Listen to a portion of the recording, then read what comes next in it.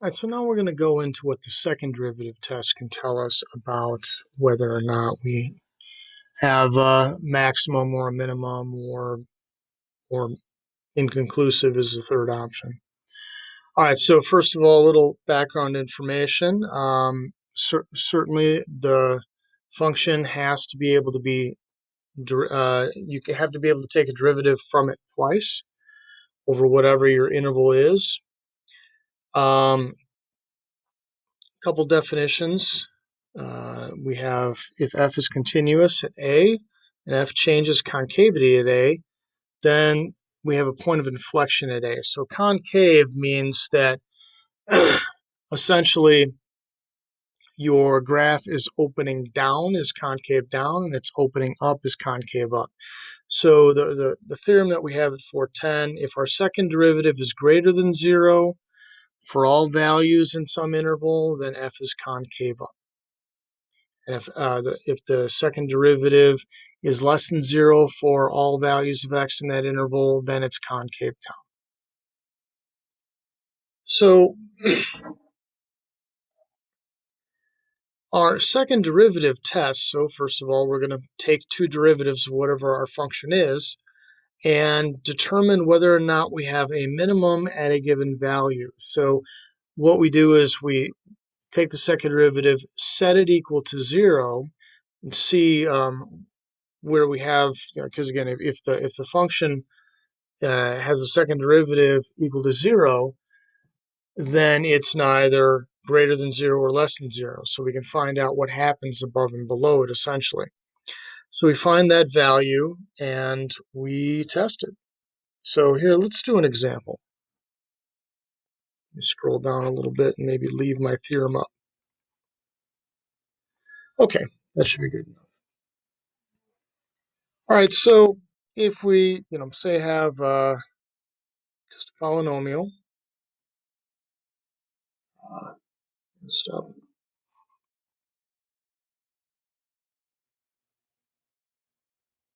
Okay.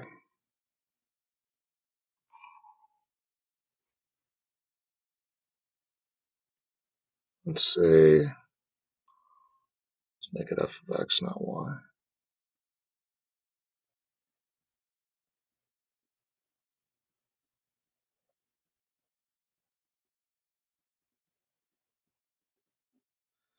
All right, let's say we start with this function, cubic function, x cubed minus 9x squared plus 24x.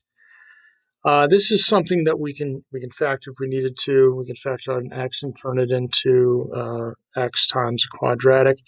But let's worry about our second derivative test first. So let's take the derivative.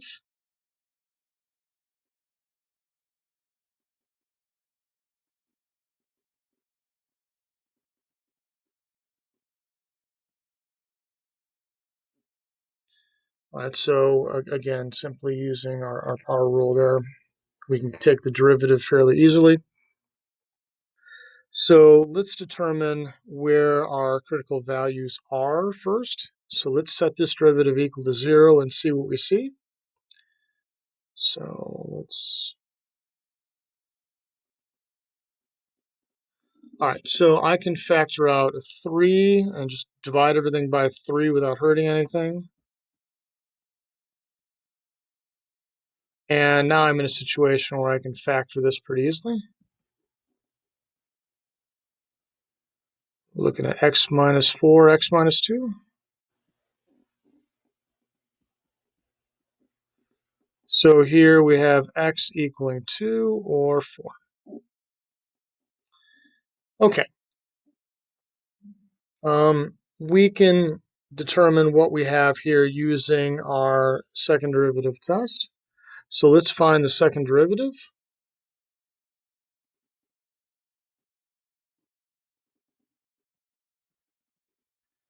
So we're going to use this one. Take second derivative, and we're looking at 6x minus 18, and the 24 goes away. Okay, so we can take the second derivative at those two values, 2 and 4, which we determine to be critical values. So let's give it a shot here. So let's take f prime at 2. That equals 12 minus 18, or negative 6. Well, negative 6 is less than 0. So according to this, we have a min. So we have a min at 2. Well, I guess x equals 2.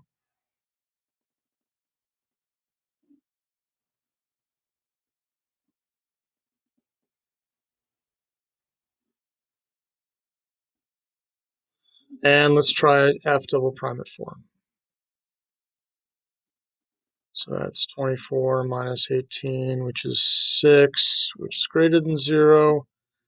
So we have a max at x equals 4. And that's how we use the second derivative test to determine if a value of x is at a max or a min.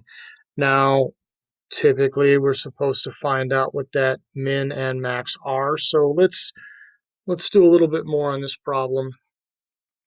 We don't need that rule anymore. We've determined we have a min and a max at these values. So let's evaluate what our function is when we need the function. So where's f? There's f. As good as we get for now. All right, so let's evaluate at f at 4.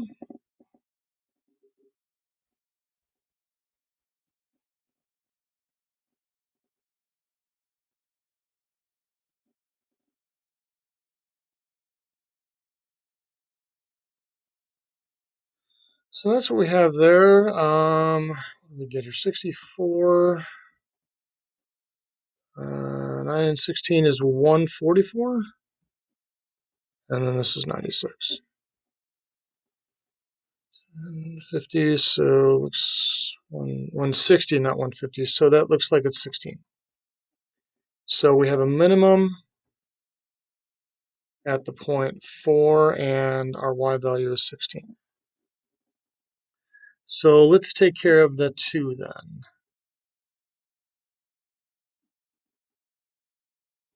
2 cubed is 8. 2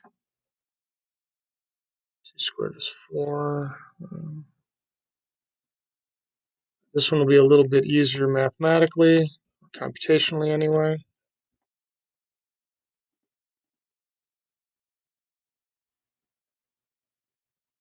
And it looks like we have, what, 20? So we have a maximum at the point 2 and 20. So if we're just looking to use the second derivative test, this is how we can use it to determine whether or not we have a max or a min at a given point.